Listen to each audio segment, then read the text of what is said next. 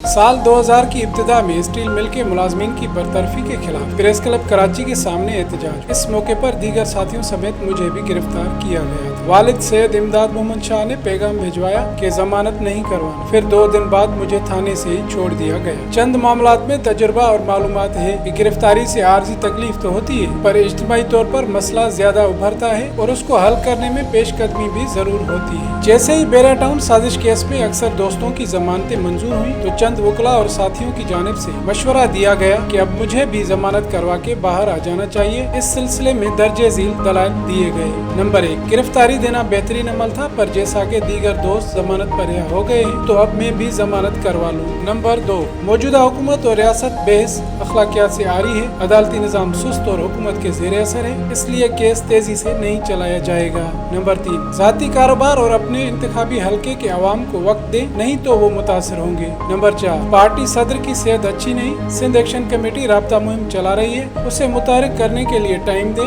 इससे बेहतरी आएगी। नंबर 5, जल्द बल्दियाती इंतखाबात होंगे, आपकी गैर मौजूदगी के बायस मुखालफिन जबर और साजिश के जरिए ज्यादा हल्के बिला मुकाबला जीत जाएंगे। नंबर 6, हमारे अवाम की यादाश्त कम है, कुछ दिन के बाद किसी को कुछ याद नहीं होगा और न ही ये याद करेंगे कि कौन जेल के अंदर पड़ा हुआ है। नंबर 7, जमीनों का मामला बहुत छोटा है, अगर सिंध की खुद मुख्तारी के लिए जेल में होते तो फिर कहा जाता कि दुरुस्त अमल है। दीगर अहबाब इस राय के थे कि आपकी जानिब से गिरफ्तारी पेश करने से मजमूई तौर पर पुराने और नए कारकुनान और हमदर्दों में एक बेहतर तासुर और करेज पैदा हुआ है, इसलिए उसे बरकरार रखने के लिए आप अगर कुछ वक्त और जेल में रहकर केस लड़ेंगे तो उसका फायदा केस को जल्द चलाने का सबब भी बनेगा। जद्दोजहद का तसलसल जारी रहेगा और कौमी तहरीक के लिए माजी के चंद वाकयात और माजी के बेशतर रहनुमाओं के लालच, खुद मतलबी और मौका परस्ती की वजह से अवाम में एतमाद की जो कमी पैदा हुई है उसकी बहाली में मदद भी मिलेगी। मेरे ख्याल में सिंध की जमीनों पर कब्जा और फरोख्त एक अहम कौमी मामला है, क्योंकि हम जो कौमी खुद मुख्तारी की जद्दोजहद करते हैं उसमें वतन का जोग्राफिया, जुबान, कुदरती वसाइल और डेमोग्राफी का दिफा ऐसे मामलात हैं जो कौम की बका और रोशन मुस्तकबिल से मुंसलिक है और उनके लिए हर महाज पर जद्दोजहद करना कौमी कारकुनान के ऊपर फर्ज है। तो दूसरी जानिब ये जद्दोजहद और कुर्बानी कौमी तहरीक को अवाम में असर अंगेज भी बनाएगी। इस मुल्क में सिंध वो बदकिस्मत सूबा रहा है जिसमें गुलाम मोहम्मद बेराज, अल मारूफ कोटरी बेराज और गुड्डू बेराज बनने से जो नई ज़मीनें काश्तकारी के काबिल बनी, उनमें अक्सर ज़मीनों की तकसीम दीगर सूबों से ताल्लुक़ रखने वाले अफराद, इस्टेब्लिशमेंट के अमलदारान, खिलाड़ियों और फनकारों में की गई। कराची शहर के वस्त का बेशतर हिस्सा मुल्क की सलामती के लिए कैंटोनमेंट को दिया गया, पर वो भी आहिस्ता आहिस्ता रिटायर्ड और हाजिर सर्विस अफसरान को अलाट किया गया। उसके बाद हर आम शहरी को मुनाफा लेकर फरोख्त किया जा रहा है। कराची में बिल्डर माफिया और कब्जा माफिया ने तो हर दौर में हुकूमत वक्त के वज़रा और पुलिस अफसरान के ताउन से अपना काम जारी रखा हुआ है, पर कराची के जिला मलीर की जमीनों की हुकूमती लेवल पर फरोख्त करने की शुरुआत 1995 में उस वक्त की वजीर आजम बेनजीर भुट्टो और वजीर आला सिंध सैयद अब्दुल्ला शाह ने की। इस बात का रावी उस वक्त का पीपल्स पार्टी का MPA सरदार अहमद अली पिताफी है, जिन्होंने बताया कि वजीर आला हाउस कराची से अचानक मुतल्ला किया गया कि आज हंगामी मीटिंग रखी गई है जिसमें मोहतरमा बेनजीर भुट्टो भी शिरकत करेंगी। उस वक्त असेंबली इजलास जारी नहीं था, इसलिए तकरीबन 35 MPAs और MNAs पहुँच सके थे, जिसमें सरदार अहमद अली पिताफी कराची में मौजूद होने के बायस शरीक हुए थे। उस मीटिंग में ये बात रखी गई कि गढ़ी खुदाबख्श भुट्टो में जुल्फकार अली भुट्टो और उनके खानदान के दीगर लोगों का मकबरा तामीर करवाना है, इसलिए रकम दरकार है, सब अपना हिस्सा डालें। मौके पर मौजूद कुछ दोस्तों ने चंद लाख रुपयों का ऐलान किया, जबकि बाकियों ने पैसे न होने के बहाने बनाए। मकबरे की तामीर का तखमीना बहुत ज्यादा था। वजीर आला अब्दुल्ला शाह ने मोहतरमा बेनजीर भुट्टो को कहा कि ये कोई मसला नहीं है, आप इजाजत दें तो जिला मलिक की कुछ जमीन बिल्डर्स को फरोख्त करके रकम पूरी कर लेंगे, जो इजाजत उसी वक्त मोहतरमा बेनजीर भुट्टो ने दे दी। उस वक्त DC मलिर सिद्दीक वीमन था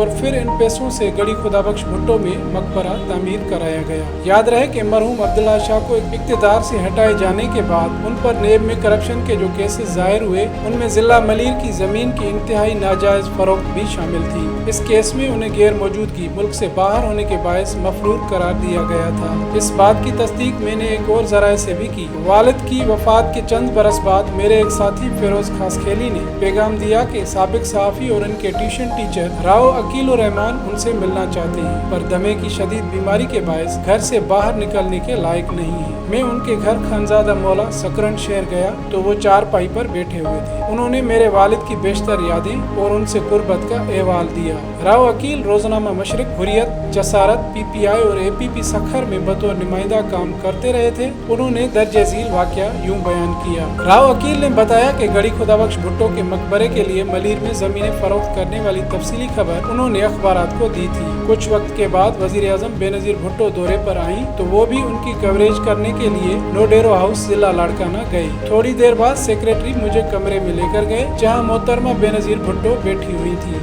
उनसे मेरा तारुफ करवाया गया। मोहतरमा ने कहा, ये खबर आपने चलाई थी? मैंने कहा हाँ। मोहतरमा ने कहा कि इसकी तरदीद करके खुद खबर चलाएं कि गड़ी खुदा बख्श के मकबरे पर खर्च की गई रकम जिला मलीर की जमीनों की नहीं पर आवाम के चंदे से इकट्ठी की गई थी। मैंने उन्हें कहा कि मैं तरदीद जरूर चलाऊंगा पर आपके नाम से, कि मोहतरमा बेनजीर भुट्टो ने कहा है कि ये मकबरा अवाम के चंदे से तामीर हुआ है।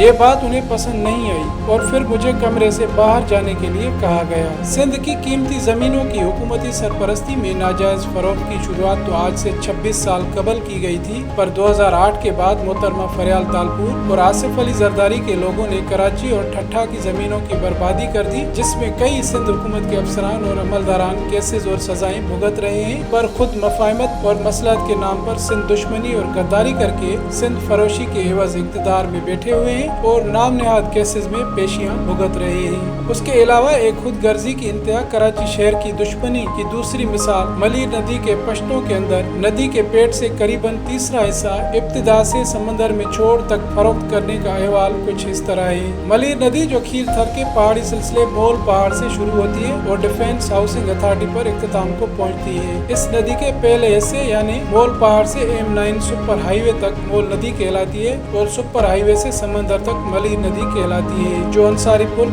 सुपर हाईवे के बाद मेमन गोट, जाम गोट, मलीर पुल और शराफी गोट के बाद जाम सादिक अली पुल से होते हुए समंदर से जा मिलती है, जहां राइट साइड पर DHA फेज 8 और लेफ्ट साइड पर कोरंगी और सामने डिंगी जजीरा है। ये नदी कराची के 3 अजला मलीर, कोरंगी और कराची साउथ से बरसाती पानी की निकासी के लिए कुदरती रास्ते के मानंद है, जिसका छोर समंदर में होता है। मलीर नदी के पश्ते सिंध इरिगेशन डिपार्टमेंट ने आज से 30 बरस पहले तामीर करवाए थे। पहाड़ से मलीर, लांडी, कोरंगी से DHA फेज 8 तक जिस पश्ते पर अब मलीर एक्सप्रेस वे तामीर हो रहा है, जिसका ऐलान मौजूदा वजीर आला कर चुके हैं, यानी कोरंगी वाले जाम सादिक पुल से सुपर हाईवे DHA सिटी तक। इस बात के तफसीलात उस वक्त के प्रोजेक्ट इंजीनियर मोहतरम गुलाम सरोर अबड़ो, जो इस वक्त रिटायर्ड है, उन्होंने बताया कि प्रोजेक्ट का डिजाइन माहिर इंजीनियर्स ने तैयार किया था। लंबाई, चौड़ाई और ऊंचाई मलीर नदी के तारीखी बहाव और बरसात को देखकर, जबकि इस मलीर नदी को तंग करना कराची शहर के लिए तबाही का बायस होगा, क्योंकि शहर से बरसाती पानी की कुदरती निकासी का निजाम मलीर और लियारी नदी पर मबनी है। 2008 में पीपल्स पार्टी की हुकूमत बनने के बाद उस वक्त के सदर की हिदायत पर वजीर आला सैयद कायम अली शाह ने मलीर नदी के पेट को 3 हिस्सा तंग करके नया बंद बनाने का हुक्म दिया